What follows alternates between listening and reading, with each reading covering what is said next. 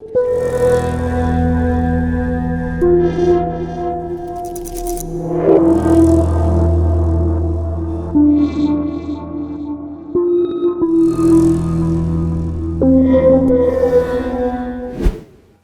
prijatelji, evo, došao je najzad i taj dan da se nalazimo na početku puta koji vodi ka istini. Ka istini o uzroku smrti našeg dragog muftije Muamera Zukorlića. Najpre želim da se zahvalim svima vama koji ste mi pružili podršku nakon prethodne epizode koju sam snimio o muftiji. Ona se nekima i nije dopala, ali to je sada njihov problem. Čak su mi neki ljudi i pretili nakon toga. Da li su to neki ekstremisti ili ljudi sa nekim zlim namerama nekog drugog tipa, ja sada to ne znam i ne bih hteo da se bavim time. Na kraju krajeva nisu me uplašili, jer ja imam svoje mišljenje i svoj stav i ja ga neću promeniti. Kao što sam već rekao u prethodnoj epizodi, za mene muftija nije bio samo prosvetitelj, već i veliki čovek. I to je činjenica. A šta o tome misle tamo neki razni mozgovi, time se uopšte nećemo baviti.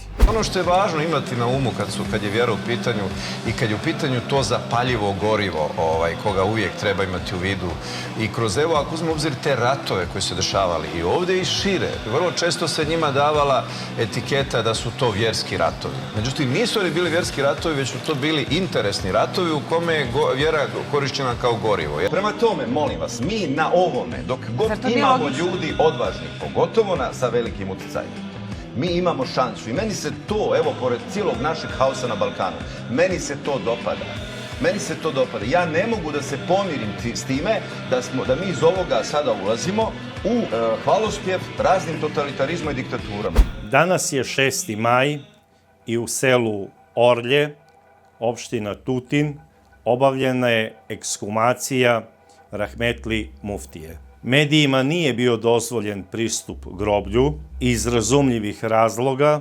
Pristigli su stručnjaci koji su imali jedan veoma važan zadatak i posao da obave za sve nas u ovoj zemlji.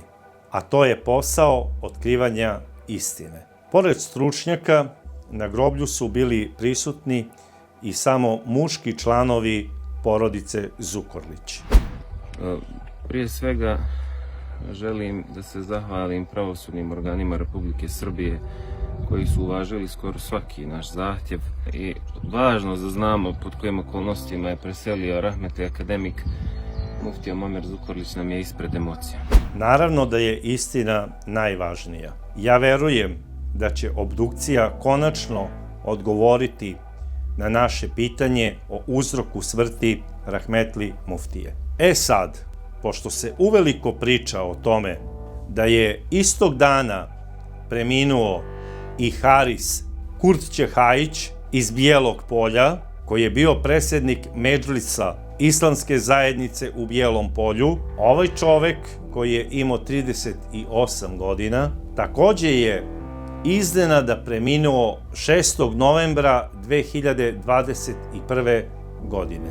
I takođe nema nikakvog objašnjenja kako je došlo do njegove smrti. Takođe ste u vašim komentarima naveli da je isti veče pre svoje smrti bio na večeri sa rahmetli muftijom i da je najverovatnije uzrok smrti za obojicu isti, trovanje hranom. Što na kraju krajeva to i potvrđuje jedan od onih toksikoloških nalaza koji su došli iz nepoznate laboratorije iz neke zemlje. Ja pretpostavljam da je u pitanju Nemačka. A ako je u pitanju Nemačka, onda je to. A ako su obojica zaista bili na zajedničkoj večeri, konzumirali istu hranu, šta mi u stvari možemo da zaključimo? Da li je možda i rahmetli Haris nastradao na isti način i od istog kuvara? i kada će biti zakazana ekshumacija ovog čoveka. Doduše, on je državljanin Republike Crne Gore, ali apelujem na njih da se ugledaju na nas i da podhitno reše ovo pitanje. Jer tužilaštvo Srbije je odmah reagovalo. Čim je udovica Elma podnela zahtev državnom tužilaštvu da se sprovede istraga, naši zvanični organi su reagovali i svaka im čast. I siguran sam da će to dovesti do istine. Ja se zaista pitam koji bi to otrov mogao da bude ako je rahmetli muftija zaista otrovan hranom. Jer znamo da kroz istoriju je bila tradicija maltene u nekim vremenima da se poznate ličnosti upravo na ovaj način uklanjaju. Koji su zapravo tipični otrovi koji se stavljaju u hranu? Jedan od najdostupnijih otrova koji možemo naći maltene u svakoj poljoprivrednoj apoteci je strihnin ili mišomor. Ovaj otrov se stavlja u hranu i ubrzo posle konzumiranja izaziva mučninu, grčeve mišića i promenu boje kože. Smrt nastupa samo ako se uzima u većoj količini. Mislim da u ovom slučaju nije bio u upotrebi ovaj otrov ako je rahmetli muftija otrovan hranom. Sledeći od otrova koji možemo svrstati u one koji su najdostupniji je takozvani kralj otrova arsenik ili otrov ljubavi. Taj otrov su najviše koristile žene da bi trovale svoje neverne ljubavnike i muževe. Međutim, da bi se došlo do rezultata sa ovim otrovom, on mora da se koristi faktički sukcesivno, malte ne kao lekarska terapija, da se na duži vremenski period stavlja u hranu od strane bliske osobe i posle nekog dužeg perioda dolazi do smrti. Smrt nastupa tako što se pojavljuju fleke po telu, otpadaju pramenovi kose, ispadaju zubi i pojavljuje se veliko plavetilo oko očiju i usta. Takođe se i dešava i krvarenje i želuca, ali ja bi ovaj otrov odbacio kao mogućnost eventualnog trovanja rahmetli muftije zato što on nije imao ovakve simptome. I sledeći otrov koji je čuven po svojoj učinkovitosti je cijanid. Svi znamo o ovom otrovu da je bio omiljen u Drugom svetskom ratu među oficirima SS-a. On izaziva malte ne trenutnu smrt i simptomi su isti kao prilikom srčanog udara, odnosno infarkta. Ako je rahmetli muftija zaista otrovan, ovaj otrov ulazi u najuži izbor eventualnih otrova koji su ga ubili.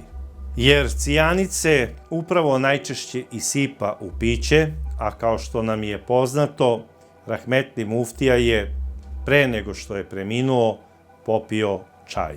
Ali ja mislim da je rahmetli muftija, pošto je preminuo znači u svom kabinetu, dobio čaj od osobe koju je dobro poznavao i u koju je imao bezgranično poverenje.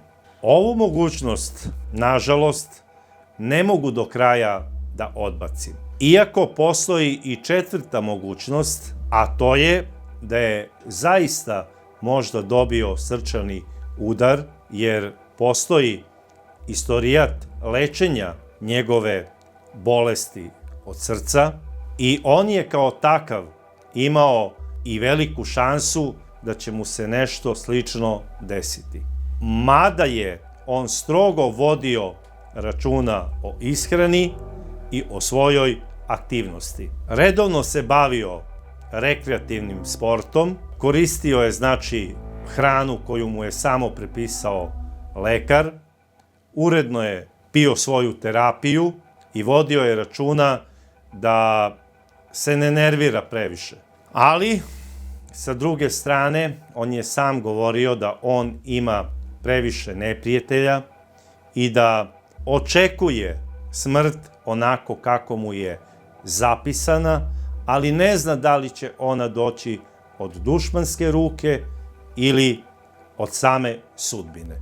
Ukoliko se ustanovi da je rahmetli muftija preminuo od posljedica srčanog udara, to će biti veliko olakšanje za sve nas, jer niko od nas ne želi da se ispostavi da je on bio otrovan. Ali moram da se zapitam kako su ti određeni uzorci u sebi sadržali određene teške metale i navodno neke otrove. Jedna laboratorija je rekla da je on otrovan teškim metalima, a druga kao posljedica trovanja hranom. Ti uzorci su zapravo dve epruvete koje su sadržale muftijinu krv i koje su poslate na dva različita instituta radi analize. Međutim, ja ne znam ko je naredio da se uzmu ti uzorci, ko ih je poslao i pod kakvom sumnjom. Ja ne znam ko je preuzeo odgovornost za sadržaj te dve epruvete i ko je garantovao da će se uzorak koji je uzet u takvom stanju i isporučiti istim ustanovama koje će utvrditi o čemu se radi.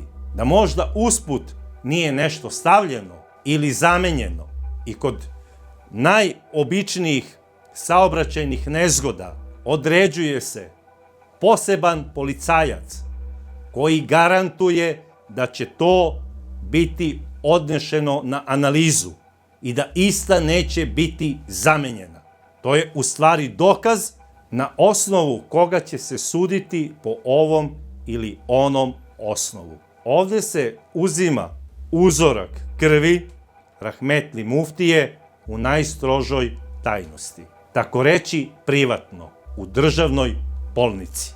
A to mi govori da je neko, pored uzoraka, uzeo možda i mito. I ako se dokaže obdukcijom da rahmetli muftija nije bio otrovan, onda to znači da su bile otrovane te dve epruvete. A ko je to uradio i zašto, ostaje da se pitamo. Ali ne samo mi da se pitamo, nego treba da se pita i tužilaštvo i da sprovede detaljnu istragu. Ovde, koliko ja znam, o poslojanju tih epruveta, prvi ko je znao i obelodanio, to je njegov najstariji sin Usame. I ja mislim da će on sarađivati sa državnim organima, jer ja sam siguran da su njegove namere krajnje časne. Jer na kraju krajeva on je naslednik rahmetli muftije. Ne samo kao njegov biološki sin, nego i kao partijski lider u stranci Pravde i pomirenja. A ja znam da iver ne pada daleko od klade.